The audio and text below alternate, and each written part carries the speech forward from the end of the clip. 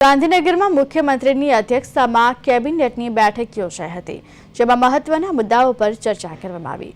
ખરીફ season માટે રાજ્ય સરકાર દ્વારા 11,000 કરોડથી વધુનું રાહત પેકેજ જાહેર કરવામાં આવ્યું છે, તો ટેકાના ભાવે મગફળીની ખરીદી ચાલુ છે, જેમાં અત્યાર સુધી ટેકાના ભાવે 14,824 મેટ્રિક ટન મગફળીની ખરીદી કરવામાં આવી છે। ઉપરાંત 15 નવેમ્બરે બિરસા મુંડાની 150મી જન્મ જયંતિની ઉજવણી ભવ્ય રીતે કરવા અંગે પણ ચર્ચા થઈ।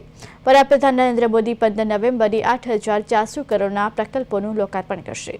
આ દિવસે રાજ્યભરમાં તમામ મંત્રીઓ અલગ અલગ સ્થળોએ હાજર રહી ભગવાન બિરસા મુંડાની જન્મ જયંતિની ઉજવણી કરશે।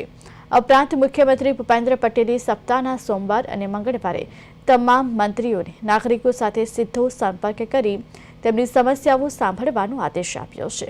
આ 2 દિવસ માટે કોઈ મીટિંગો ન રાખી જનતાને સાંભળવાનું સૂચન કર્યું।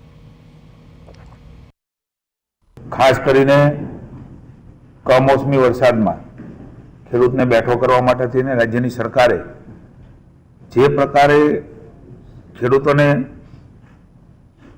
મદદ કરવાના ભાવથી સહયોગ કરવાના ભાવથી લગભગ 10,000 કરોડનું પેકેજની સાથે સાથે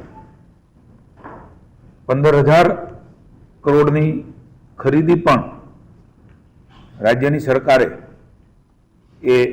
અત્યાર સુધી 14,824 મેટ્રિક ટન મગફળી 6,392 ખેડૂતો પાસેથી લગભગ 108 કરોડ રૂપિયાની ખરીદી એ અમારા સેન્ટરો ઉપર અત્યાર સુધીનો જે મને આંકડો મળ્યો છે એ પ્રમાણે ખરીદી। બિરસા મુંડાની 150મી જન્મ જયંતિ